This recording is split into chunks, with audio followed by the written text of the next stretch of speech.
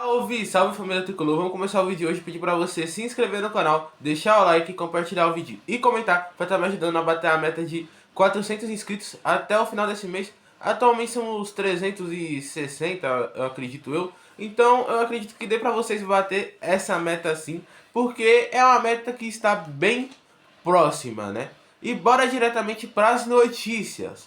O São Paulo atrasou a parcela do empréstimo do Juan e o Sansolo acionou o clube na FIFA. O São Paulo atrasou a segunda parcela e a última parcela do empréstimo do zagueiro.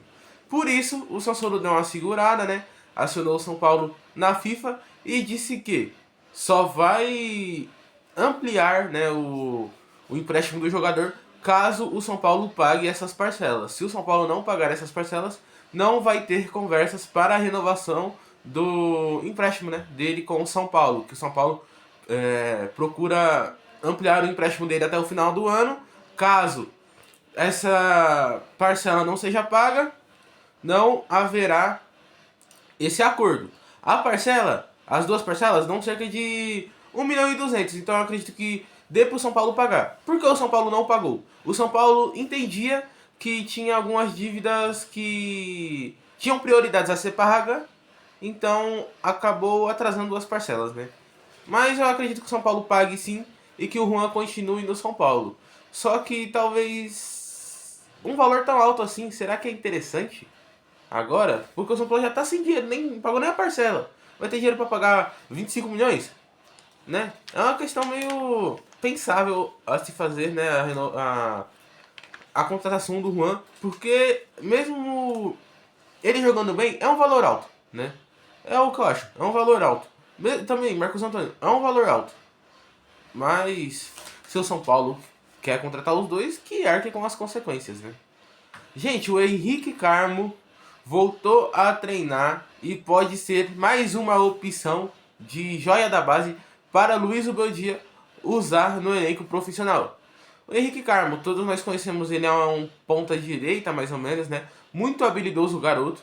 Inclusive quando ele subiu pro profissional, ele tem 3 jogos pelo profissional, se não me engano. Quando ele subiu, ele estava sendo observado por alguns olheiros do Bayern de Munique, né? Ele sempre foi um ponta bem veloz, que tem bastante drible. Não é as mesmas características do Lucas Ferreira, que é um ponta que tem drible e velocidade, mas também tem um pouquinho mais de marcação, né? O Henrique Carmo não tem essas características, porém pode ajudar muito no elenco do Zubeldia.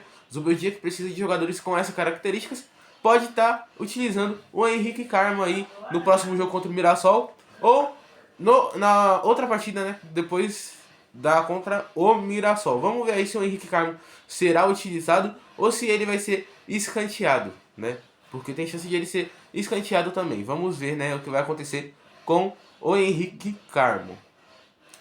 O São Paulo avançou pela renovação com o zagueiro Alan Franco. Então, a gente pode ficar um pouquinho mais tranquilo, né? Porque a renovação estava travada. Mas agora que voltou a andar, a gente pode ficar um pouquinho mais tranquilo para ter um zagueiro, um ótimo zagueiro por bastante tempo, né? Porque o Alan Franco aí é um ótimo zagueiro.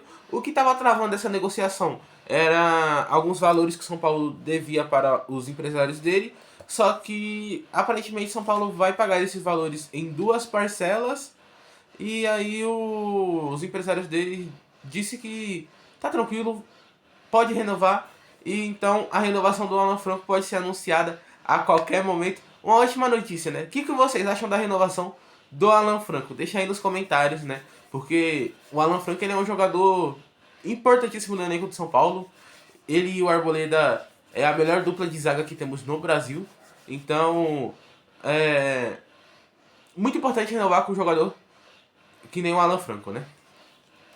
Gente, o Luca, ele treinou separado ontem por conta de algumas dores ainda na região do tornozelo e é dúvida para a partida contra o Mirassol, né? Partida que acontece nesse sábado.